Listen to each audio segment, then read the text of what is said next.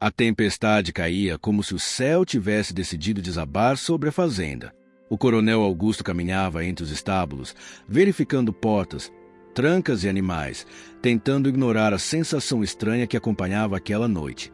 O vento carregava um som incomum. Era tão baixo que quase se confundia com o estalar das tábuas antigas. Mas não era madeira, era um choro. O coronel, já acostumado a identificar perigos em meio ao caos, virou-se imediatamente para o celeiro velho, aquele que ninguém usava há anos. O choro ficou mais claro. Alguém estava lá dentro. Ao empurrar a porta pesada, sentiu o cheiro de feno molhado e madeira úmida. A luz fraca da lanterna iluminou o interior, e seus olhos encontraram uma pequena figura encolhida no canto. Uma menina, magra e encharcada, tremia tanto que seus dentes batiam. Seus olhos assustados acompanharam cada movimento do coronel, como se esperasse uma bronca, um golpe ou uma ordem cruel. O coronel se aproximou devagar, tentando parecer menos ameaçador.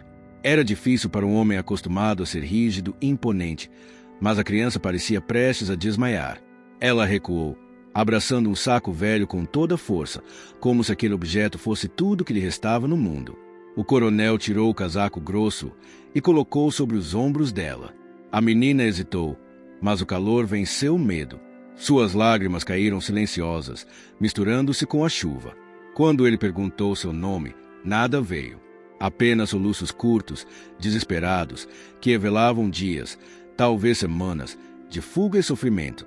A única coisa que a menina conseguiu sussurrar foi algo que o arrepiou até o osso. Eles vão me achar. A partir desse momento, o coronel sabia que não se tratava apenas de uma criança perdida. Ele a carregou para dentro da casa, sentindo quanto ela era leve, quase frágil demais. No corredor, encontrou Marta, sua esposa, uma mulher de olhar duro, voz cortante e tolerância zero para imprevistos. Marta arregalou os olhos, indignada. Perguntou se agora o coronel resgataria mendigos também. O tom dela era ácido, mas Augusto ignorou. A menina precisava de calor, comida e segurança. Opiniões vinham por último. Ele levou a órfã até um quarto de hóspedes e acendeu a lareira. A chama iluminou o rosto ainda assustado da criança, revelando olheiras profundas e marcas de cansaço. Quando perguntou se estava com fome, a menina apenas assentiu, sem erguer o olhar. Marta observou a cena com desprezo, murmurando que aquilo acabaria em problema. O coronel trouxe sopa quente. A menina mal conseguia segurar a colher. Suas mãos tremiam tanto que Augusto precisou ajudá-la, guiando sua mão com cuidado. Quando terminou, a menina respirou fundo, como se finalmente tivesse forças para falar. Suas palavras vieram baixas, quase engolidas pela própria dor. Disse que ouviu homens discutindo, falando sobre um plano sujo, e que ela jamais deveria ter escutado.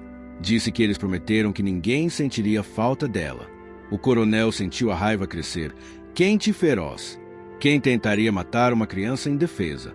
E por quê? A menina abriu o saco velho. De dentro, tirou um embrulho de pano. Suas mãos tremiam ainda mais enquanto desamarrava. O coronel se inclinou e seu coração disparou. Dentro do pano havia um medalhão militar. Um medalhão que não deveria estar ali. Um medalhão da própria corporação dele. O símbolo gravado era de oficiais de alta patente. Apenas alguns poucos tinham aquele item. E nenhum deveria estar envolvido em ameaças contra uma órfã. A menina contou que um dos homens deixou o medalhão cair durante a discussão no abrigo onde ela vivia. Quando ela viu, eles perceberam e decidiram que ela não podia viver. Ela fugiu correndo, atravessando matas e estradas, até ver as luzes da fazenda do coronel. Era o único lugar que encontrou. O coronel percebeu que aquilo era mais do que uma perseguição. Era uma conspiração. E ele estava bem no centro, mesmo sem saber.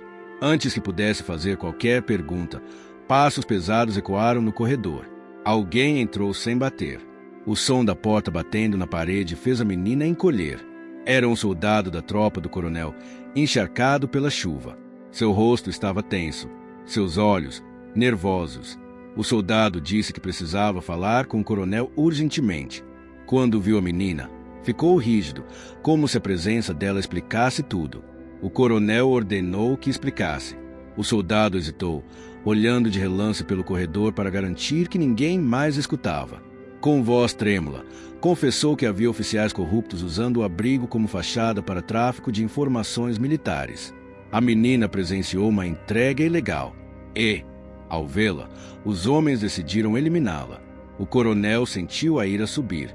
A corrupção que ele tanto combateu estava agora dentro das fileiras que jurou proteger. O soldado alertou que um grupo já estava a caminho da fazenda. Queriam recuperar o medalhão e silenciar a testemunha. O coronel mandou Marta se trancar no quarto e não discutir. Pela primeira vez, ela obedeceu sem fazer perguntas. Ele pegou a menina no colo novamente e a escondeu atrás da lareira falsa do escritório, onde havia um compartimento secreto usado apenas em emergências. A tempestade lá fora ficou ainda mais intensa. Um carro parou diante da fazenda. O rangido dos freios cortou o silêncio como uma ameaça. Homens armados desceram. O coronel reconheceu 2 deles, oficiais veteranos, homens que ele respeitava. Ver aqueles rostos envolvidos em crime o nauseou. Eles bateram na porta, chamando pelo coronel. A voz deles era firme, cínica. Diziam que estavam ali para ajudá-lo com um assunto urgente. Augusto não respondeu. Apenas observou pelo vão da janela enquanto eles circulavam a casa, procurando entradas. O soldado leal ficou ao lado do coronel, mesmo sabendo que poderia morrer ali. Era o certo a se fazer. O primeiro invasor tentou entrar pela cozinha. O coronel, rápido e preciso, o derrubou com um golpe silencioso. O corpo caiu sem alarde. Os outros ouviram o movimento e começaram a cercar. A tensão ficou tão densa que parecia encher o ar. A menina, escondida, tremia outra vez. Mas ao ouvir a voz do coronel ordenando que ela ficasse calma, sentiu uma coragem estranha nascer. Os invasores finalmente arrombaram a porta da frente. Entraram armados, vasculhando cada canto. O coronel surgiu no corredor como um trovão, apontando sua arma e gritando para que todos se rendessem. O choque deles ao vê-lo armado e preparado foi evidente. Houve um confronto rápido, intenso e perigoso. O soldado leal ajudou, mesmo ferido. Em minutos, os oficiais corruptos foram dominados. A tempestade do lado de fora começou a diminuir, como se o céu soubesse que a pior parte já havia passado. O coronel chamou reforços confiáveis. Os criminosos foram presos. O medalhão foi entregue como prova. Quando o perigo acabou, ele abriu o compartimento secreto.